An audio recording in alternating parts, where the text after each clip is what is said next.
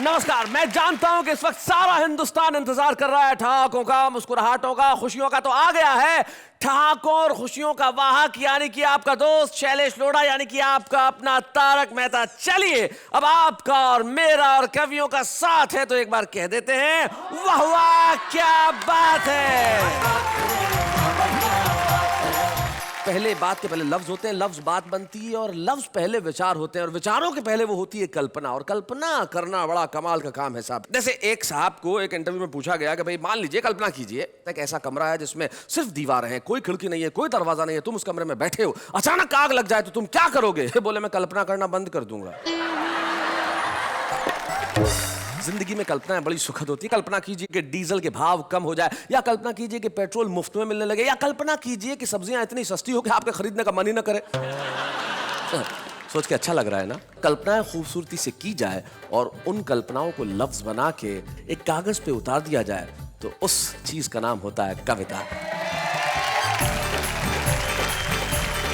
और आइए, मैं बुलाना चाहूंगा उन्हें जो किसी कवि की कल्पना से भी ज्यादा खूबसूरत हैं, लेकिन हकीकत में मेरी को होस्ट है, यानी मेरी को होस्ट नेहा के मेहता।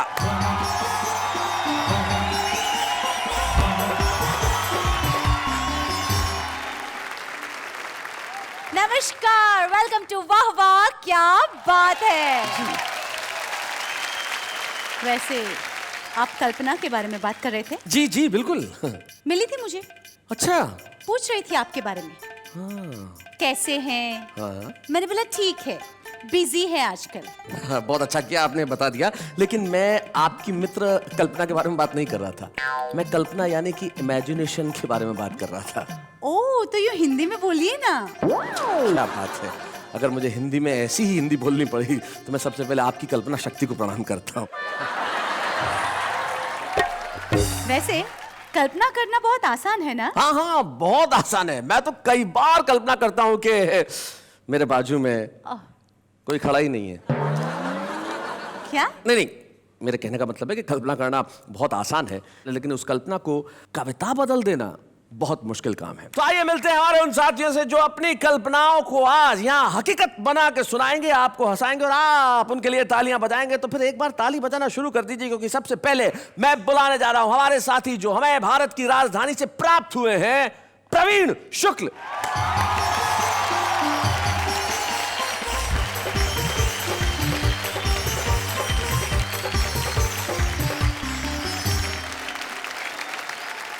तो आइए प्रवीण शुक्ल का साथ देने के लिए बुलाते हैं हमारे दूसरे साथी को, और वो ऐसे साथी हैं जो सुनने से ज्यादा देखने वाली चीज है। हाँ। अब आप कहेंगे कैसे? तो हम हाथ कंगन को आरसी क्या और पढ़े लिखे को फारसी क्या, खुद ही देख लीजिए। डॉक्टर सुरेंद्र दुबे।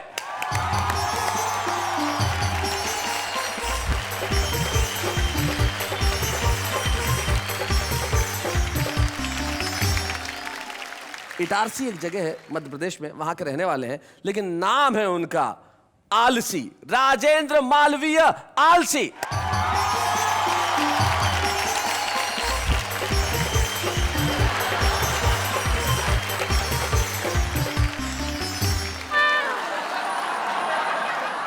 मैं जरा देख के आता हूं। अरे भाई साहब उठो, क्या कर रहे हो यार? ताली।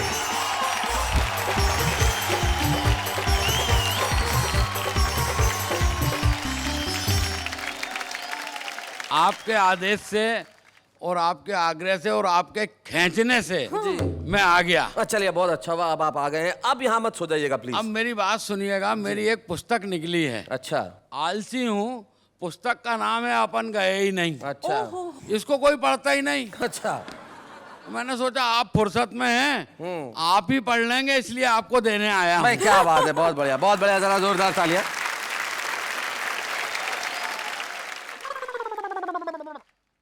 क्या आलसी आदमी है साहब, इसमें तो कुछ लिखा ही नहीं है।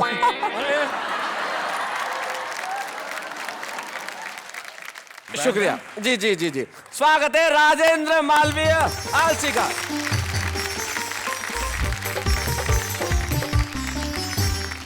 आज हमारे साथ तीन विश्व प्रसिद्ध कवि हैं। तीनों के लिए एक बार मिलकर कहते हैं वाह वाह क्या बात है। क्या बात है। राजेंद्र मालवीय आलसी जी, सुरेंद्र दुबे जी, प्रवीण शुक्ल जी, बड़े अच्छे हमारे मित्र हैं। तीनों हमारे बीच में बैठे हैं और बड़े ही खूबसूरत। हाँ प्रवीण जी।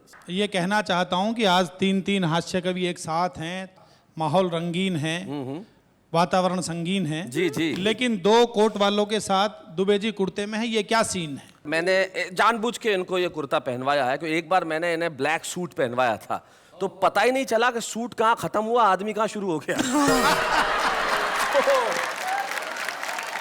शैलेश जी, इसे कोयला मत समझो जी।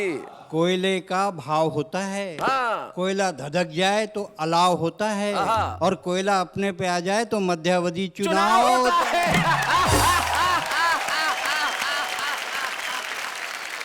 आज आपको पता चल गया होगा कि यहाँ कितने धमाके होने वाले हैं, कितने ठहाके होने वाले हैं और आज आप तालियां बजाते बजाते थक जाएंगे। तो चलिए मैं सबसे पहले उन्हें बुला लेता हूं जिनके बाद में आने की कोई गारंटी नहीं है। आलसी आदमी है। हाँ। आए ना आए। मैं उस महान प्रातः स्मरणीय महान आलसी को बुलाना चाहता हूं जिनका नाम है राजेंद्र मालवीय आलसी। आइए।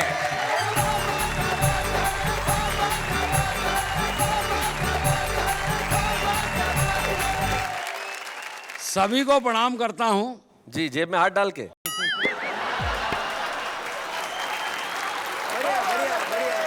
आप सब में और मुझ में फर्क ये है कि आप सब कल्पना भी करते हैं, मैं आलसी आदमी हूं, मैं कल्पना ही करता हूं। क्या बात है भाई, क्या वाह वाह वाह वाह। बहुत बढ़िया। और मैं तो रेलवे में नौकरी करता हूं। वो तो आलस से ही पता चलता है और कोई विभाग आपके लिए हो भी नहीं सकता था। बताइए साहब, हमारी रेल यहाँ से वहाँ पहुँचा देती है, साहब बोल रहे हैं, बोलो हो ही नहीं सकता। हाँ पहुंचा देती है रेल सेवा। मैं तो एक बार आया इटारसी एक कार्यक्रम में, मुझे याद है, जिस रेल से आया जी। और 7 बजे की ट्रेन 7 बजे पहुंच गई और लोग माला लेके तैयार, पहली बार टाइम पे आई है। गार्ड के पास पहुंचे, गार्ड ने कहा माफ करो, शर्मिंदा मत करो, ये तो कल की थी जो आज आई है। 24 घंटे बाद। मैं तो रेलवे में नौकरी करता, रिजर्वेशन काउंटर पे बैठता हूँ, एक 100 साल का आइटम आया।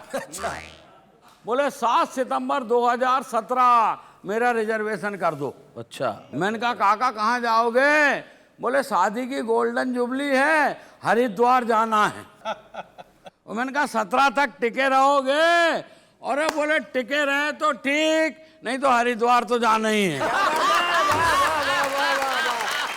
वाह वाह राजेंद्र, वाह क्या बात है भाई, क्या गए गुरु। इसलिए अपन कह देते हैं कि अपन विश्व के सबसे बड़े आलसी हैं और काम के नाम पर कुछ करते ही नहीं हैं। यहाँ तो अपन आ भी गए, कई जगह जा ही नहीं पाते। बहुत अच्छे। अभी क्या हुआ शैलेश जी, हमारे गांव में अंतरराष्ट्रीय आलसी अधिवेशन हुआ था। अच्छा। तो दुनिया भर के आलसियों ने उसमें भाग लिया, अपन गए ही नहीं। वाह राजेंद्र वाह। तो भाई साहब किसी ने शिकवा किया ना गिला, पहला पुरस्कार अपने को ही मिला। समिति ने सोच समझ के निर्णय लिया, पुरस्कार घर ही पहुंचा दिया। तो जो लोग हमें पुरस्कार देने आए वो हमसे बोले कि साहब आप आलसियों पर कुछ बोलें। अच्छा। अपन ने पूरी ताकत लगाकर अपने होंठ खोले और बड़ी मुश्किल से ये बोले, भाड़ में जाए यार, कौन बोले। वाह वाह वाह वाह वाह। बड़ा अजीब मामला निकल कर क्या आता शैलेश जी। अब आप तो बार बार मेरे को फोन कर करके बोले वो राजेंद्र मालवीय आ गए। कहा, मैंने कहा आ गया। बोलो खाने में क्या भिजवाएं? मैंने कहा 2 लीटर दूध भिजवा दो। बोले दूध क्यों? मैंने कहा क्या है कि उसको चबाना नहीं पड़ता। बहुत अच्छे यार कौन चबाए? एक बार तो नाई की दुकान पर गया दुबे जी, हाँ। अपनी आदत के हिसाब से बैठ गया। मैंने कहा यार तू दाढ़ी बना दे। नाई बोला साहब सर तो ऊपर करो। मैंने कहा तू बाल ही काट दे। अलग अलग तरह की बात नहीं। एक बार फांसी हो गई। किसको? तुमको? कल्पना में। जज साहब बोले मालवीय जी जाते जाते कोई आखिरी शौक फरमाएंगे? मैंने कहा यस सर, कुंभ के मेले में नहाएंगे। क्या बात है भाई, वाह। जज साहब बोले यार कुंभ का मेला तो 12 साल के बाद आएगा, इसलिए आपकी फरमाइश हमको बहुत खलती है। मैंने कहा आराम से आने दो, अपने को भी कौन सी जल्दी है। बढ़िया बढ़िया। एक बार तबीयत गड़बड़ हो गई ओहो, सपने में। सपने में मेरा जो कुछ भी होता सपने में ही होता। आलसी। तबीयत गड़बड़ हो गई सपने में, डॉक्टर के पास गया, डॉक्टर ने नाड़ी वाड़ी टटोली, बोले कोई ज़्यादा घबराने की बात नहीं है, थोड़ी सी काली मिर्च, थोड़ी सी लौंग, थोड़ी सी अजवान, थोड़ी सी तुलसी की पत्ती, इसको रात भर पानी में भिगाओ, दिन भर सुखाओ, दूसरे दिन चूरन बनाओ, तीसरे दिन खाली पेट खाओ, चौथे दिन ठीक हो जाओगे बच्चा। मैंने कहा वैद्य जी इतना काम करने से तो मर जाना ही अच्छा।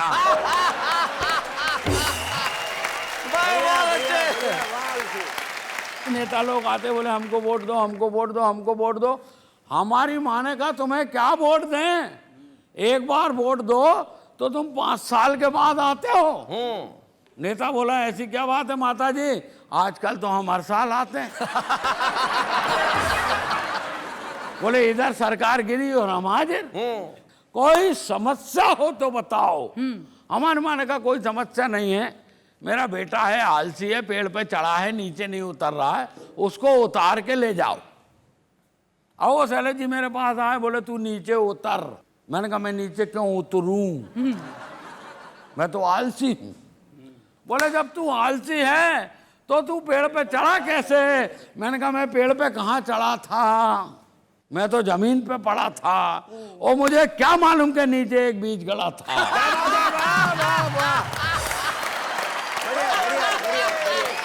बढ़िया।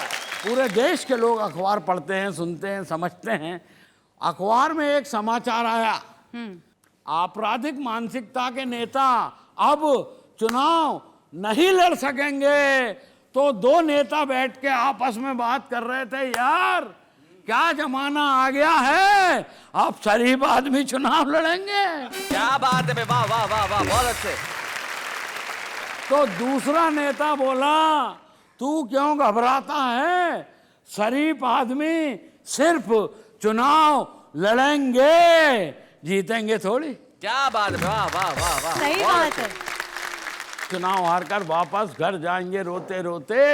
अरे बेवकूफ, अगर आजादी के बाद केवल शरीफ आदमी ही चुनाव जीतते तो आज देश के हालात ऐसे नहीं होते। क्या बात है, वाह वाह वाह वाह, बहुत बढ़िया।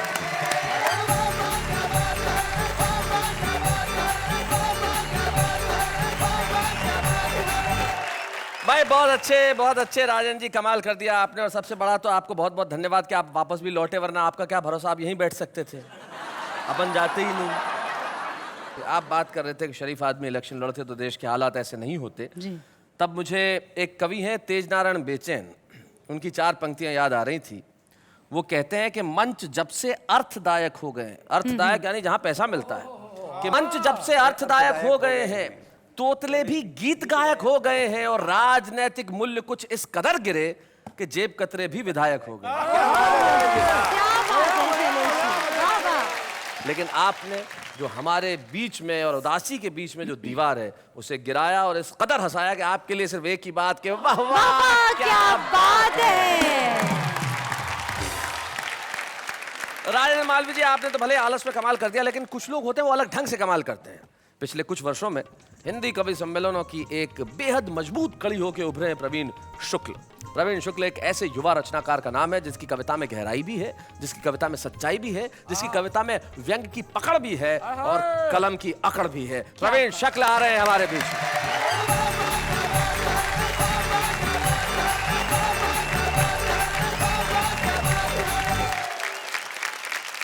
कल्पना की बात चल रही है तो हास्य बिखरा हुआ चारों तरफ। जी, आजकल तो सीडी का ज़माना आ गया, उससे पहले एक बार वीडियो कैसेट लाइब्रेरियां खुली थी, और समय आजकल किसी के पास नहीं है। आदमी कम समय में ज़्यादा काम करना चाहता है, इसलिए लोग अधूरे वाक्य बोलते हैं।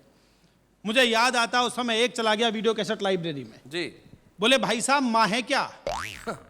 माँ फिल्म की कैसेट मांगना चाहता था। दुकानदार बोला जी माँ तो नहीं है, आज डैडी को ही देख लो।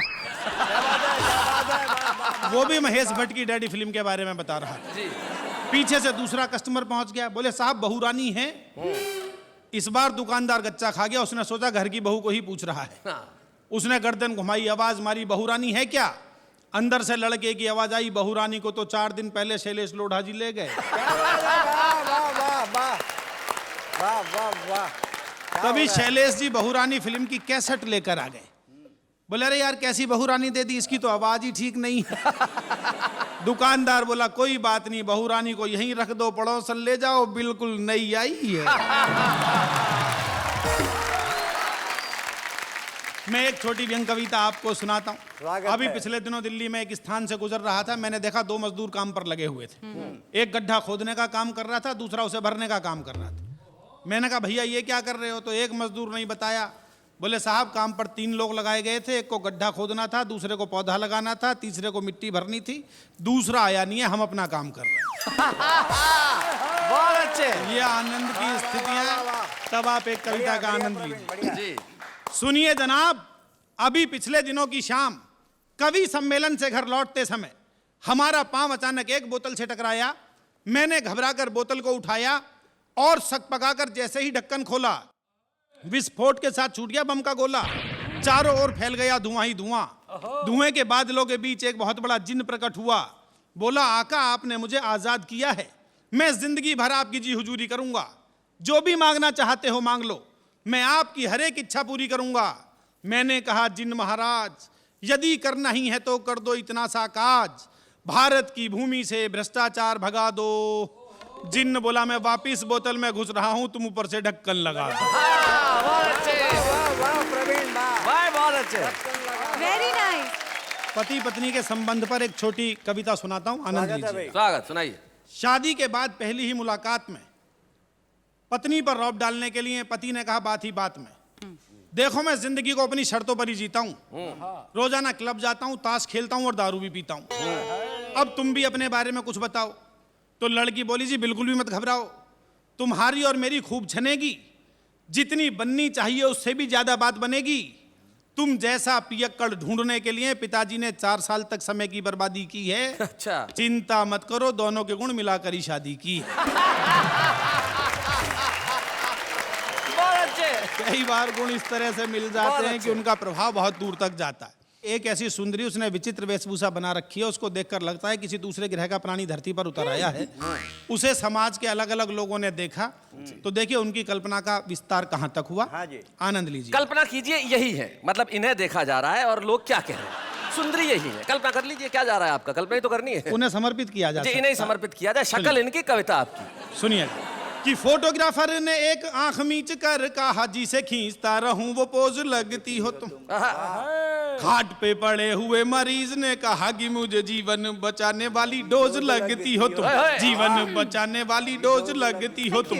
माली बोला बार बार सूंघने को मन करे। अच्छा। कि माली बोला बार बार सूंघने को मन करे, नया नया खिला रेड रोज लगती हो तुम।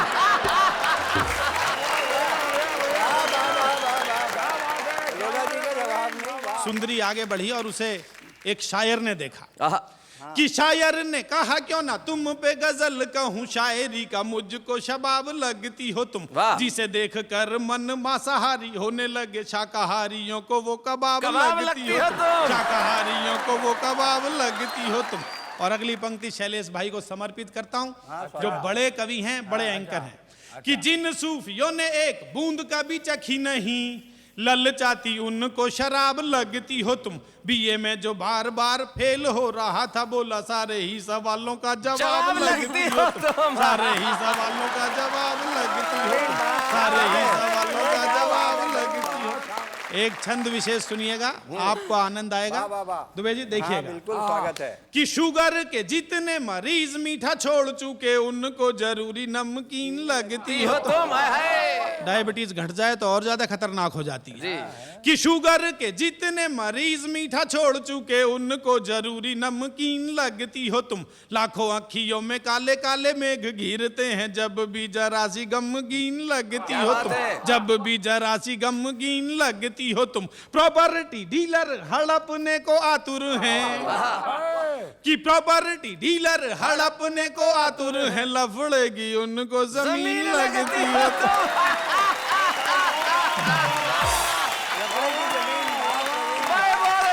और अगली पंक्ति में समर्पित नहीं कर रहा हूं, आप स्वयं समझ जाएंगे मैंने किसे समर्पित की है। अच्छा। कि प्रॉपर्टी डीलर हड़पने को आतुर हैं, लफड़े की उनको जमीन लगती हो तुम। खाट जिनकी खड़ी हुई है कई बरसों से, ऐसे खूसटों को भी हसीन लगती हो तुम, ऐसे खूसटों को भी हसीन लगती हो तुम, ऐसे खूसटों को भी हसीन। बहुत अच्छे। कल्पना का विस्तार देखिए कि कवि कहां तक सोचता है। हाँ भाई, स्वागत है। कि तुम्हें देखते ही मन नाचने को करता है, मन का मयूर बोला घन लगती हो। वाह वाह वाह। घन मतलब बादल। बादल, आप जानते हैं कि बादलों को देखकर मोर का नाचने का मन करता है। कि तुम्हें देखते ही मन नाचने को करता है, मन का मयूर बोला घन लगती हो तुम। जिसके समीप आके शीतलता मिलती है, सर्पों को चंदन का वन लगती हो तुम, सर्पों को चंदन का वन लगती हो तुम। परेशान जिसे आए कर वाले करते हैं, कि परेशान जिसे आए कर वाले करते हैं, उसे एक नंबर का धन लगती क्या हो बात तुम। है। नेता बोला मार दूंगा सबको तुम्हारे लिए, मुझको तो संसद भवन लगती हो, मुझको तो संसद भवन लगती हो, मुझको तो संसद भवन लगती हो, मुझको तो। भाई क्या बात है भाई, वाह वाह वाह। बहुत अच्छा।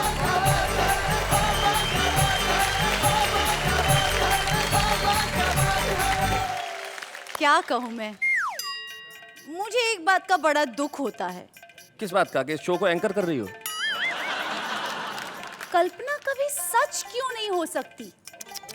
कल्पनाएं सच हो सकती हैं, होना चाहती भी हैं, लेकिन दिक्कत हो जाती है। क्या?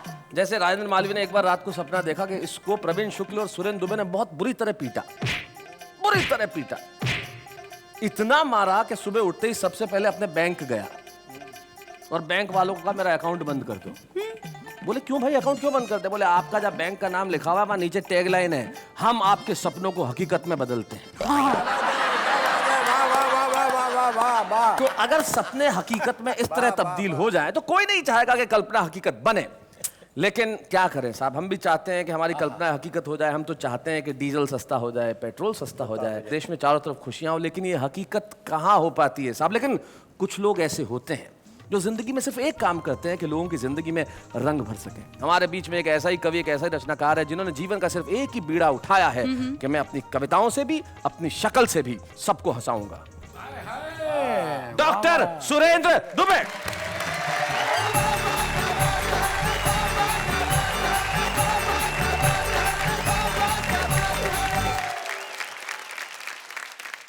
सुरेंद्र दुबे जी, आप उठ के वहां से यहां तक आए तो ऐसा महसूस हुआ जैसे स्विस बैंक से काला धन भारत वापस लौट आया। क्या बात है, क्या बात। बहुत बढ़िया, ऐसा है, जब हमारी पत्नी खुश होती है जी तो कहती है तुम मेरे सोना हो, तुम मेरे चांदी हो, तुम मेरे मोती हो, तुम मेरे धन हो। और बाबा रामदेव कहते हैं काला धन जब्त होगा। क्या बात है, क्या बात है। Cute one.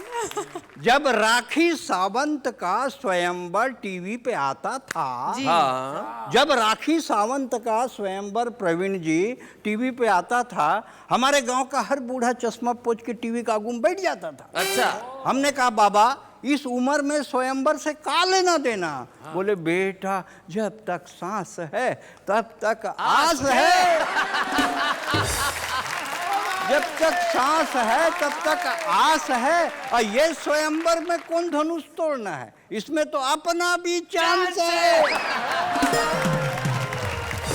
भाई साहब कल्पना तो है, जैसे बच्चों के नर्सरी KG1 में पाठ होते हैं, मात्रा नहीं होती है। अमर घर चल, हाँ। चल अमर घर चल, ऐसे पाठ होते हैं। नेहा जी आप भी पढ़ी लिखी होंगी मैं सोचता हूँ, मतलब इतना पहली तो पढ़ी होंगी। नेता चल, दिल्ली चल, पटना चल, टोपी लगा, कुर्ता पहन, मंत्री बन, हवाला कर, घोटाला कर, तिहाड़ जा।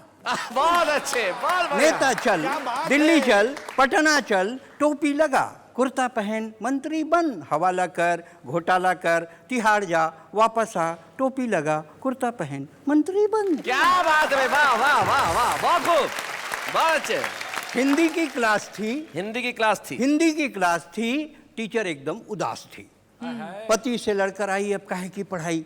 बच्चों ने कहा टीचर पढ़ाओ, टीचर पढ़ाओ। टीचर ने कहा दिमाग मत खाओ, कल गाय पे निबंध लिखवाया था, जाओ पति पर निबंध लिख कर लाओ। अच्छा। बच्चों ने लिखा पति एक दयनीय पालतू प्राणी है। पति एक दयनीय पालतू प्राणी है जिसे हम मनुष्य भी कह सकते हैं। बढ़िया बढ़िया बढ़िया। शादी के पहले पति सामान्यतः मनुष्य ही होता है। पति की दो आंखें होती हैं जिनसे वो अल्टरनेट देखता है। जी। पति के प्रकार, हिंदुस्तान में पति के दो प्रकार पाए जाते हैं। अच्छा। एक जोरू का गुलाम, शैलेश जी, जी। एक जोरू का गुलाम,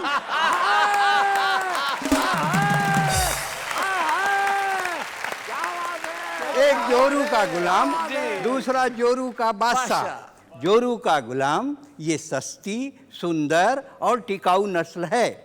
ये बहुतायत मात्रा में पाई जाती है। जोरू का बादशाह ये प्रजाति धीरे धीरे लुप्त हो रही है। क्या बात है भाई साहब, क्या बात है। कहने हैं। जितने लोग बैठे हैं दिन में एक डायलॉग 20 बार बोलते हैं, टाइम नहीं है। पूरा हिंदुस्तान कहता है टाइम नहीं है, और हमारी आबादी 121 करोड़ हो गई। टाइम नहीं है तो इतनी, तो टाइम मिल जाए तो कितनी। जिसको देखो टाइम नहीं है। अच्छा, आजकल क्या है, रहे सहे में टाइम नहीं है व्यापारी के पास परिवार के लिए, टाइम नहीं है नेता के पास सरकार के लिए, टाइम नहीं है पुलिस के पास रक्षा के लिए, और टाइम नहीं है शिक्षक के पास शिक्षा के लिए। क्या बात है, टाइम वाह नहीं वाह है। वाह वाह वाह वाह। टाइम नहीं है, टाइम नहीं है भाई साहब। आप जिंदगी भर बोलिए टाइम नहीं है, लेकिन अगर कोई बेबस औरत सड़क पर इज्जत बजाने के लिए गुहार लगाए, कोई अंधा सड़क पार करने के लिए लाठी थमाए, कोई विदेशी सरहद पार करके हिंदुस्तान में घुस जाए, और कोई बंबई में आतंक मचाए, कभी मत कहिएगा टाइम नहीं है। क्या बात टाइम है, नहीं वाह है, वाह वाह, टाइम नहीं है। बहुत बढ़िया।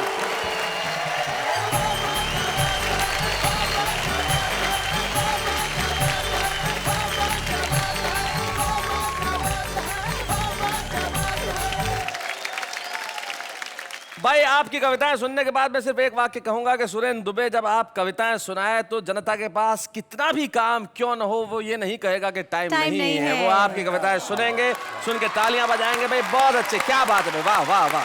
बहुत खूब, बहुत बहुत। जिंदगी में कई चीजें होती हैं। जैसे मित्रों, सुरेंद्र जी, हुआ यूं कि एक बार एक नेताजी गांव के स्कूल का दौरा करने चले गए, तो वहाँ बच्चों से पूछा कोई प्रॉब्लम तो नहीं है। बोले सर कोई वैसे तो कोई खास प्रॉब्लम नहीं है, पर 6 महीने से कोई टीचर ही नहीं है, हम तो यूं ही बैठे हुए हैं। तो नेताजी बड़े आश्चर्य में बोले फिर ये स्कूल चल कैसे रहा है? बोले वैसे ही जैसे देश चल रहा है।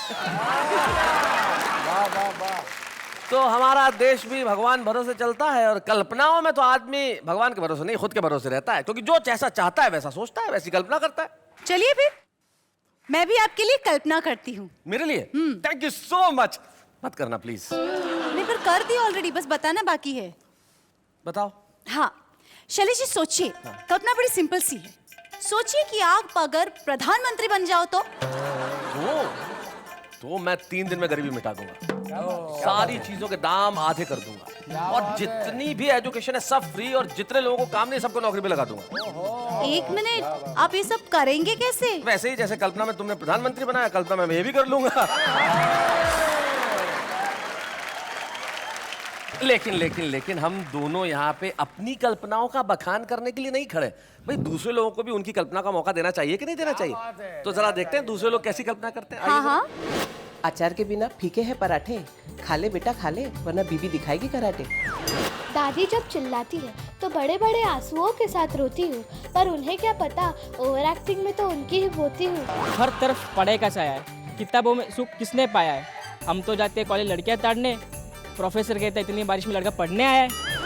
यूँ तो हमने भी की थी सीए की पढ़ाई, हाथ में आ गया सीफ और चूल्हा और कढ़ाई। बढ़िया है। ABCDEFG, एक जी याद नहीं हुआ, उससे पहले आ गया 3G। बचपन में नानी हमें सुनाती थी परियों की कहानी, अब हम सुनते हैं आज की परी शीला की जवानी। माना कि मेरे बेटे तुझ पे मरते हैं, ये मत भूल कि तेरे ससुरी मुझसे डरते हैं।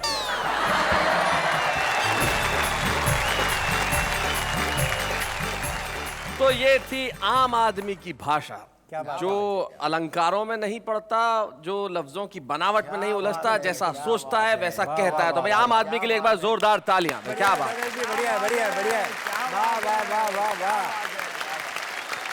शैलेश जी, वहां से भी कोई कुछ कहना चाहता है? कौन? सर मैं भी एक आम इंसान हूँ, मैं अपनी एक कविता सुनाना चाहता हूँ। ओहो, आम इंसान का कुछ नाम है? विपिन हीरो। ओहो, पर मैं अपनी कविता गाकर सुनाना चाहता हूँ। वो तो सब ठीक है, पर आम इंसान हीरो? वैसे असली हीरो तो इस देश का आम इंसान ही है। तो आइए हम इस देश के असली हीरो से कविता सुने। आइए भाई विपिन हीरो, आइए जरा।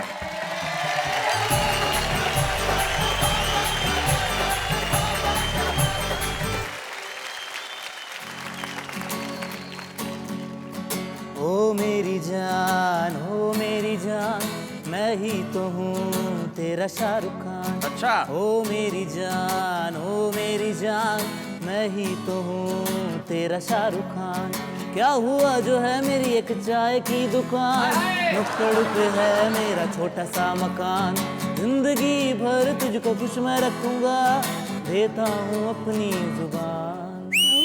ओ मेरी जान, मैं ही तो हूँ तेरा शाहरुख खान।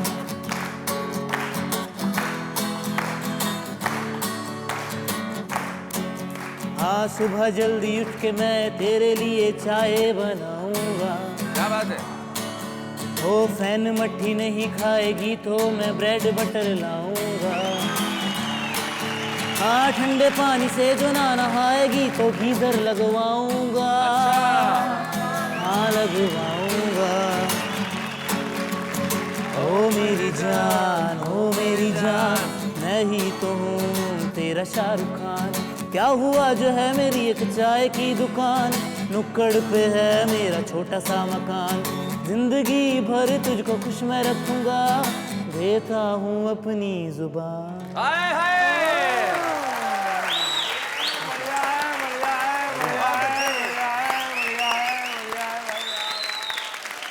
हमारा एक दोस्त ने एक बहुत बढ़िया बात बताई। एक आदमी चाय की दुकान चलाता था और वो भी शायर। बोले हम यादों की चादर तानते रह गए, वो रामलाल के साथ भाग गई, हम चाय छानते रह गए। तो ये जो आशिकी है ये कमाल की है। लेकिन विपिन, आपके आत्मविश्वास को बधाई, आपने जिस तरह से कविता सुनाई। हमारे कवि मित्रों से मैं पूछना चाहूंगा, क्या लगा आपको सुन के? मुझे तो ये लगा कि विपिन ने जो कहा है कि चाय की दुकान है, और वैसे मैं शाहरुख खान हूं तो दिखने में तो शाहरुख खान जैसे ही।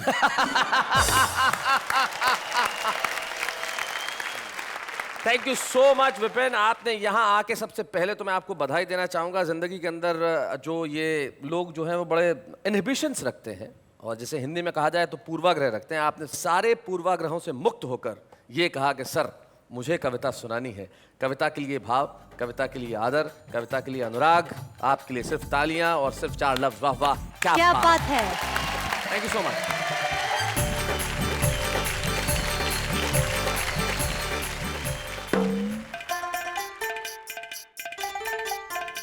हेलो, ओ मुगल आजम की मधुबाला कहाँ खो गई? डूब गई। कल्पना कर रही थी। कल्पना कर रहे हैं। क्या क्या कल्पना कर रही थी? बट शर्म आ रही है बताने को। तकलीफ वाली बात है, फिर भी जरा बता दो क्या क्या कल्पना क्या है ऐसी? इतना आग्रह कर रहे तो बता ही देती हूँ जी। सोचिए, बड़ा सा कवि सम्मेलन चल रहा है जी, सोचा।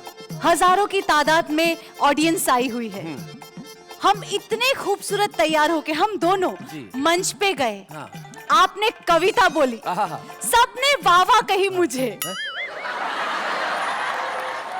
कविता मैंने सुनाई, वाह वाह, मुझे कही। शर्म नहीं आती?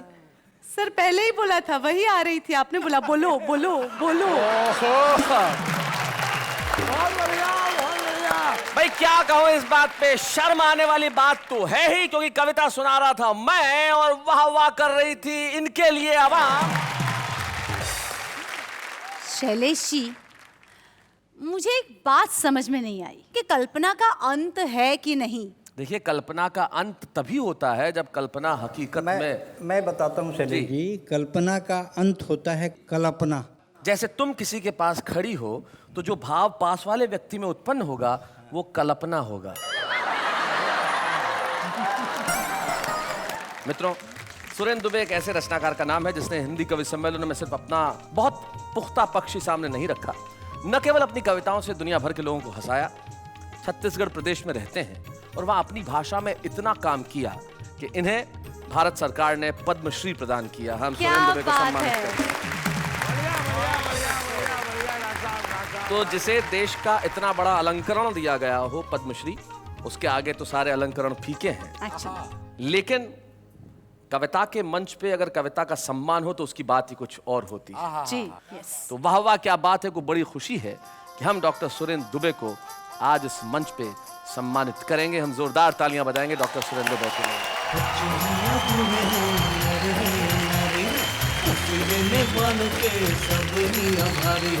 सबको हंसाने वाले सबके साथ है, बाबा क्या बात है, बाबा क्या बात है। तो कोई व्यक्ति तब तक सफल नहीं होता जब तक उसके पीछे कोई महिला न हो।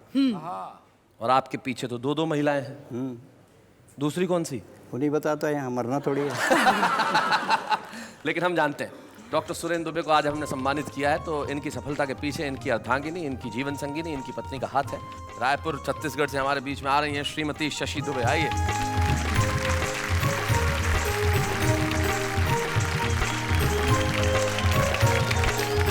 कितने साल हो गए आपकी शादी को? हमारी शादी को 30 साल हो गए। 30 साल हो गए, क्या बात है। कैसे हुई थी शादी, अरेंज मैरिज या लव मैरिज? Love marriage.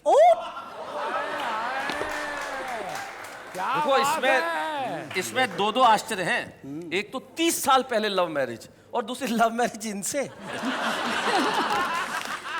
भाई ये कैसे हुआ? दरअसल शैलेश जी, मुझे कविताओं से प्यार था। हाँ। इसलिए दुबे जी से प्यार था। हाय हाय हाय हाय, क्या बात है। तो दुबे जी आपको वाह वाह वाह वाह वाह वाह वाह वाह वाह वाह। लव मैरिज और अरेंज मैरिज में आपको क्या फर्क लगता है? अरेंज मैरिज का मतलब होता है कि आप कहीं जा रहे हों और अचानक आपको सांप काट ले। ओह। किंतु लव मैरिज का मतलब होता है सांप के आगे बीन बजाना और नाचना, ले मुझे काट, ले मुझे काट, ले मुझे काट।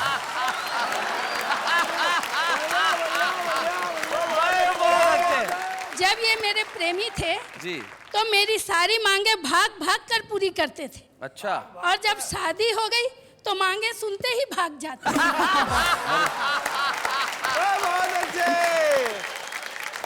एक बात मैं कह दूं शैलेश जी जी। जी कहिए। बेटी, बहू, पत्नी, प्रेमिका, लड़की के बहुत सारे रूप होते हैं जीवन में, पर फली फूली टहनियाँ जड़ों की तरफ मुड़ी रहती हैं। बेटियां कहीं भी रहें, माँ बाप से जुड़ी रहती। वाह वाह वाह वाह वाह वाह वाह वाह वाह। तो ये था कल्पनाओं से भरा हुआ एक ऐसा शानदार काल्पनिक सफर जिसमें हमने सिर्फ हंसी की बात ही नहीं की, मुस्कुराहट ही नहीं बांटी, बल्कि जिंदगी की कल्पनाओं को हकीकत में बदलते भी देखा। कल्पना जिंदगी में किसी भी रूप में हो सकती है, इसलिए एक शायर के 2 शेर मुझे याद आते हैं जो मैं जाते जाते कहना चाहता हूँ। वो कहते हैं कि खुशबू हूँ मेरे नाम को फूलों में बांट दो, जहनों में बांट दो, मुझे जिस्मों में बांट दो। मैं ख्वाब हूँ, ख्याल हूँ, शबनम हूँ, रंग हूँ, मैं खिलखिलाऊंगा, मुझे लफ्जों में बांट दो। क्या बात है। अगले शनिवार की रात 10 बजे ऐसे ही सफर पे हम मिलेंगे जिसका नाम है वाह वाह क्या बात है।